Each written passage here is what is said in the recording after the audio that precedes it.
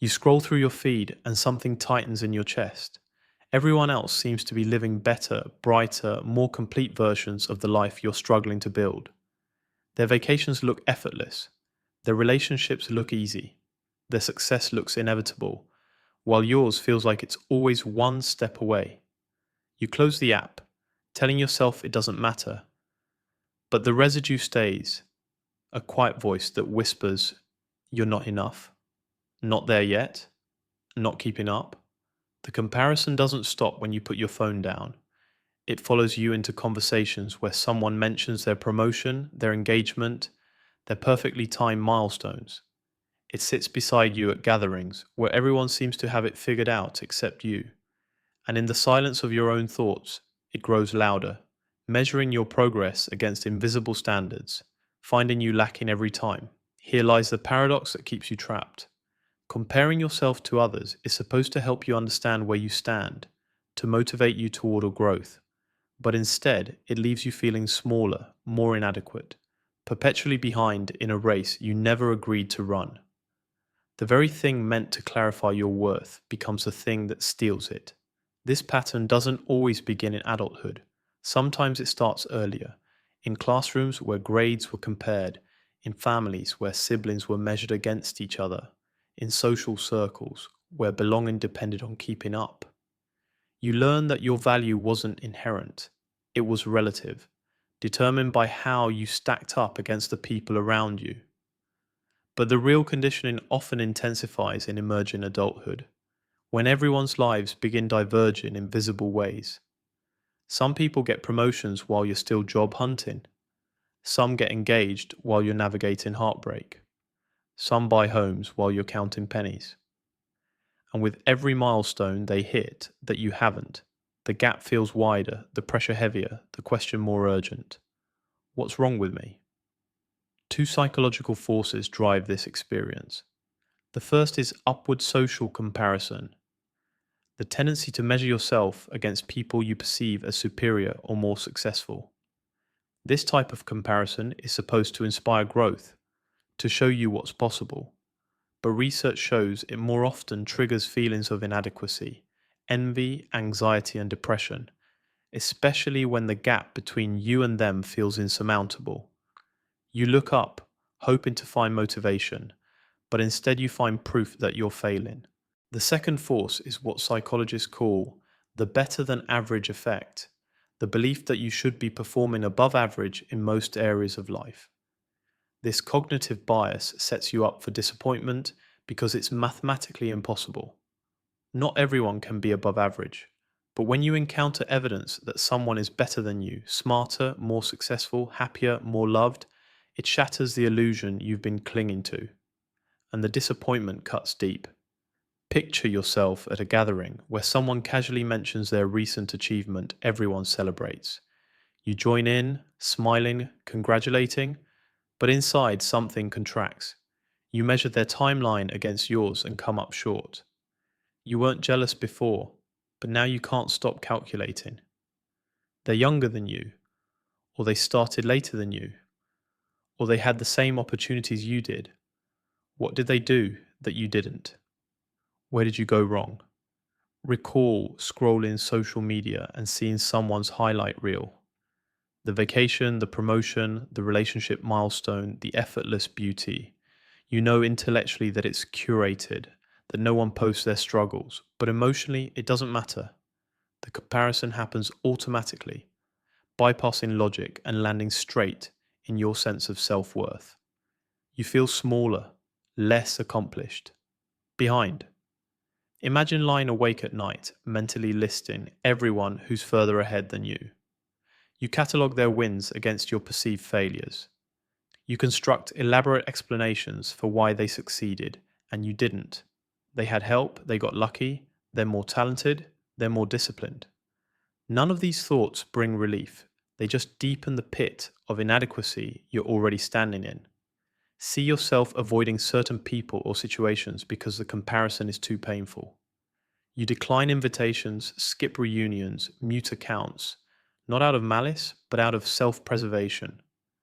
Being around their success highlights your lack, and you're too tired to pretend it doesn't hurt. These moments accumulate, building an architecture of chronic dissatisfaction where your worth is never fixed, never secure, always contingent on how you measure up against everyone else. The habit of comparison seeps into everything. You can't celebrate your own wins because they feel insignificant compared to what others have achieved. A promotion that should feel triumphant becomes hollow when you remember that your colleague got a bigger one. A relationship that should bring joy feels lacking when you compare it to the seemingly perfect partnerships you see online.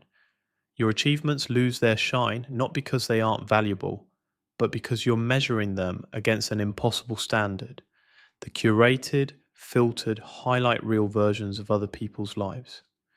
You're comparing your behind the scenes to everyone else's premiere and wondering why you can't keep up. Social media amplifies this relentlessly.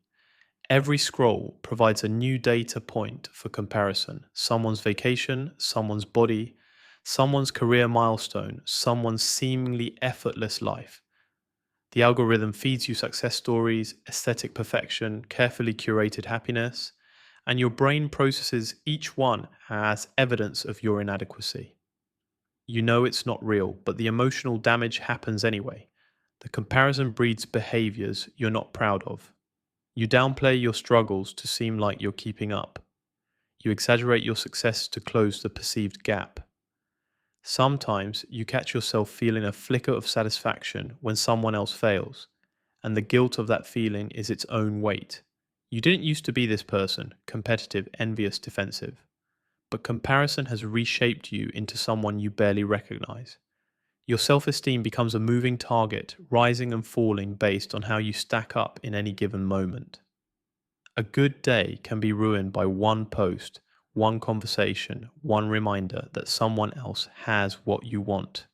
You're never secure in your worth because it's always relative, always conditional, always dependent on external benchmarks you can't control. Relationships suffer too. You struggle to genuinely celebrate others' wins because their success feels like your failure. Envy creeps into friendships, creating distance where there used to be closeness. You want to be happy for them, you really do. But the comparison reflex is so ingrained that joy for others feels threatening to your own precarious sense of adequacy. And beneath it all runs a current of exhaustion. You're tired of measuring, of calculating, of never being enough. You're tired of the voice that says, not yet, every time you try to feel proud of where you are. You know this isn't how you want to live, but you don't know how to stop. The comparison has become automatic, reflexive, a lens you can't remove even when you desperately want to. Here, healing begins with a simple but radical truth. Your life is not a competition. The comparisons you make are based on incomplete information, filtered through bias, measuring against standards that were never meant for you. What if the only person you need to measure yourself against is who you were yesterday? Understanding the mechanism can loosen its grip.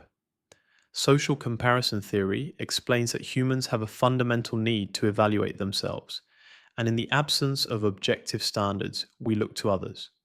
But here's what the theory doesn't tell you: the comparisons you make aren't truth, they're interpretations shaped by your insecurities, your context, your selective attention to what you lack. The person you're envying might be struggling in ways you can't see. Their highlight reel isn't their whole story. Start by noticing when comparison happens. Don't judge it, just observe it. I'm comparing my career to hers. I'm measuring my relationship against theirs. Simply naming the pattern creates distance between the thought and your sense of self. You are not your comparisons. You are the awareness that can observe them.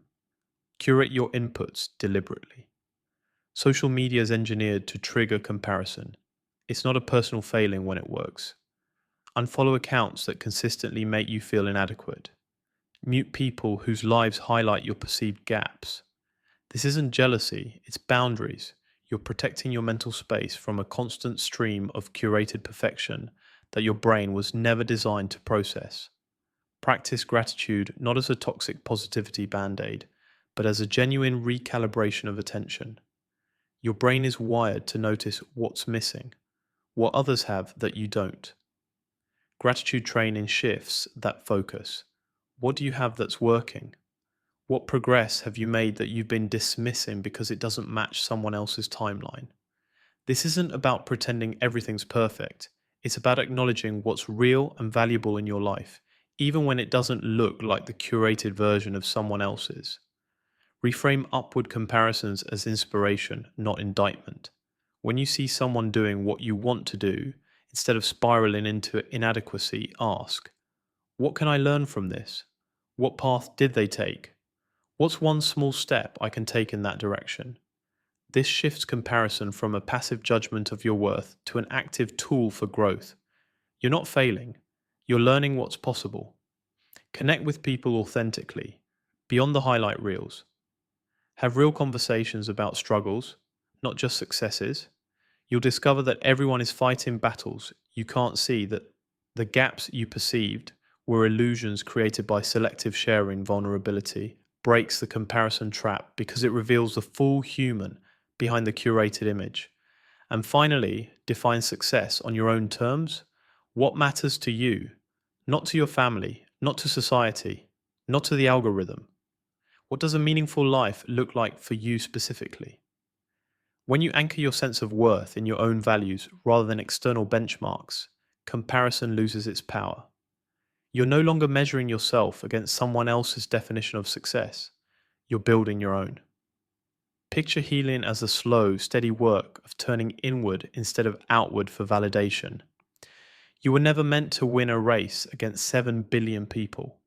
You were meant to become the fullest version of yourself, at your own pace, on your own path, not emptiness, but presence, not comparison, but clarity, not their life, but yours, exactly as it is unfolding.